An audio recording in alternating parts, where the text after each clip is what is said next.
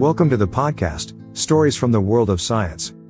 Our mission is to explain science in a simple and fun form that is open to all.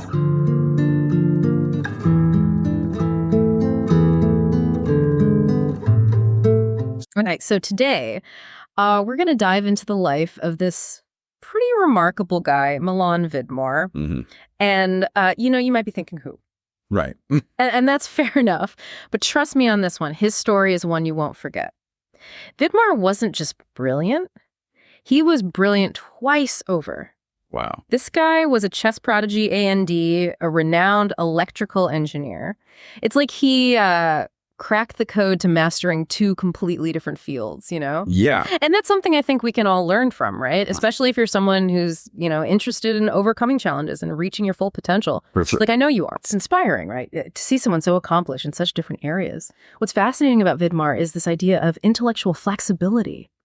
He moved effortlessly from the analytical world of engineering to the strategic depths of chess. Mm-hmm. It makes you wonder, are those fields really that different after all? Or did Vidmar tap into some kind of deeper cognitive ability, something that maybe we can all learn from? That's a great question. Okay, so let's rewind a bit. Let's go back to his early life in Ljubljana, late 19th century. Now, Ljubljana back then was a much different city. Smaller, less developed.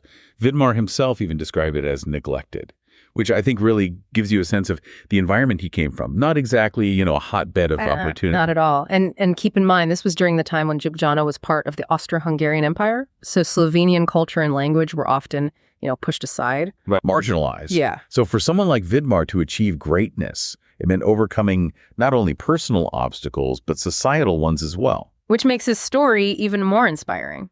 Yeah. And speaking of overcoming obstacles, did I mention he had a partially paralyzed arm? Oh, wow. And yet he never let that define him. Instead, he focused on what he could control his mind. Right. He honed his memory to an almost superhuman level. I mean, talk about turning a weakness into a strength. It speaks to a certain resilience, would you say? Totally. He could have easily, retreated inwards, but instead he channeled that energy into his passions. Mm-hmm. And it's this drive that led him to excel in, two very demanding fields. Right.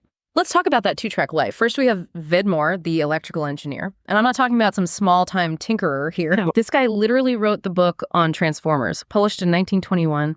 It earned him international recognition. It wasn't just any book.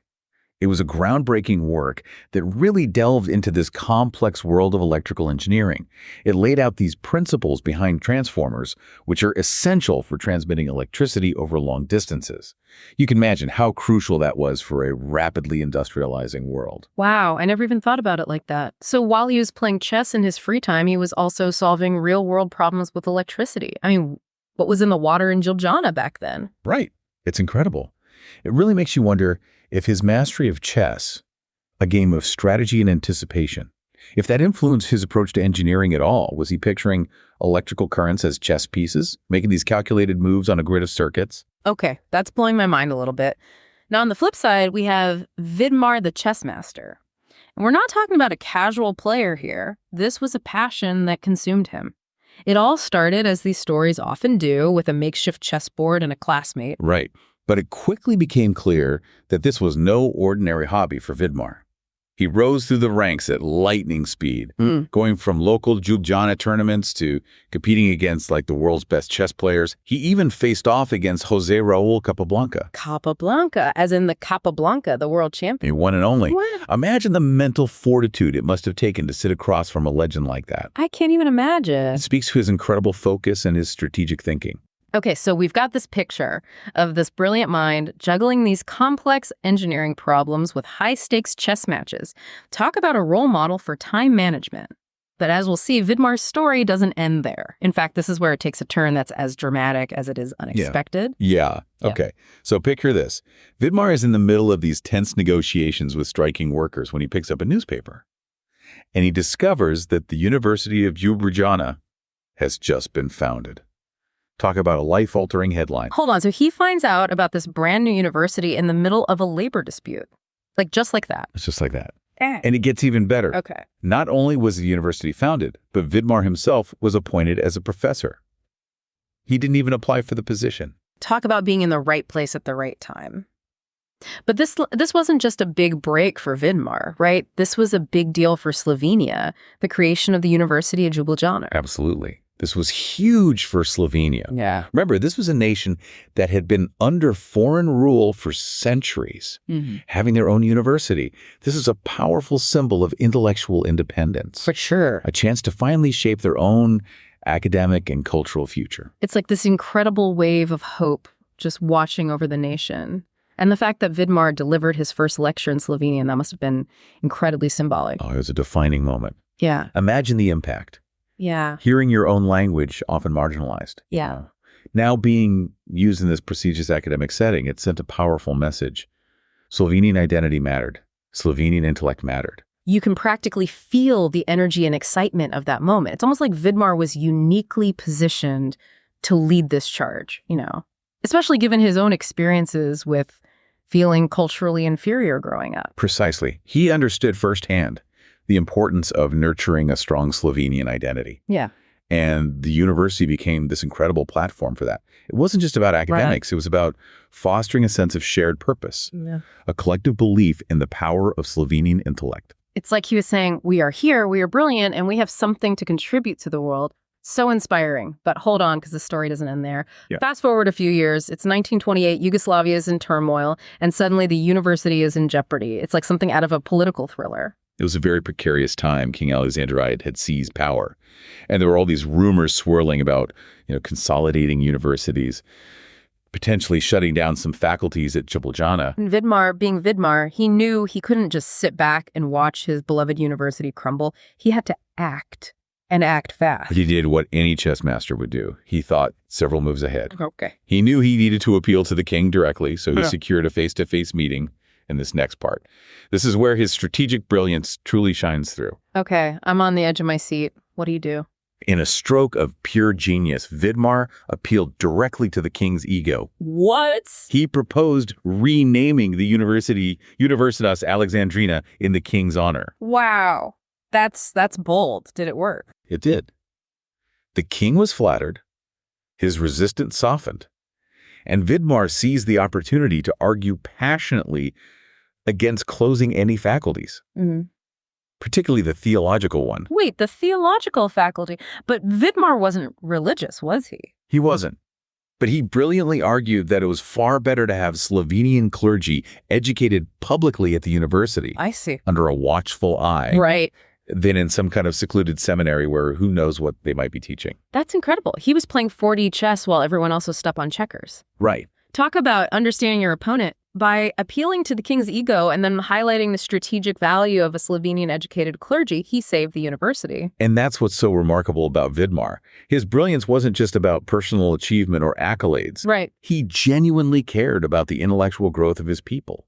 He saw knowledge as this shared resource, this vital tool for building a healthy democracy. And he was willing to fight for it. Wow. Strategically and passionately. It's like he saw the bigger picture, right? It wasn't just about saving one university. It was about safeguarding the future of Slovenian intellect, which, when you think about it, is incredibly relevant to our world today. I mean, we're constantly bombarded with information, struggling to filter out the noise and find those valuable nuggets of knowledge. Exactly. And that's what Vidmar's legacy really highlights, the importance of cultivating a shared intellectual culture, a space where knowledge is valued, where critical thinking is celebrated, and where different perspectives can coexist and even clash constructively. So how do we do that? How do we build that kind of intellectual foundation, especially in our increasingly fragmented world? Well, Vidmar actually had some thoughts on that. Remember that speech he gave in 1929, marking the university's 10th anniversary? Oh, yeah. Tell me more about that. Well, in that speech, Vidmar argued that universities weren't just about, producing experts or churning out research. He believed they had this much bigger role to play. Okay. Fostering a shared intellectual culture.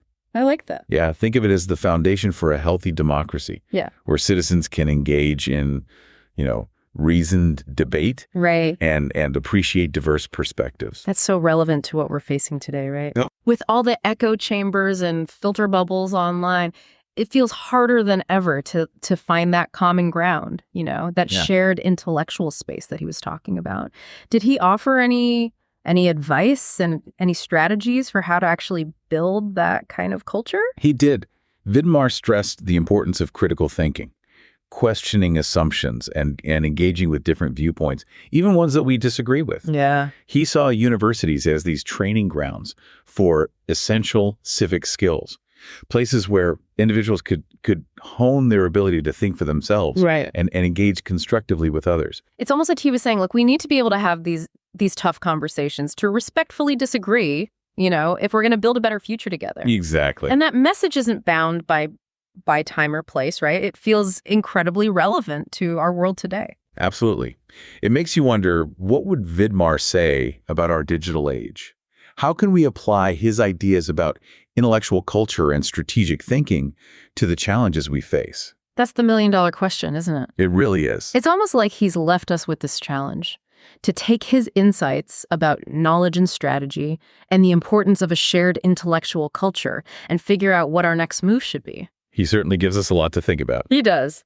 This deep dive into Milan Vidmar's life has been fascinating, a real masterclass in resilient strategic thinking and the power of a single individual to make a difference. He really did live an extraordinary life. He did. It's a good reminder that brilliance can emerge from unexpected places and that even amidst immense challenges, there's always hope for progress.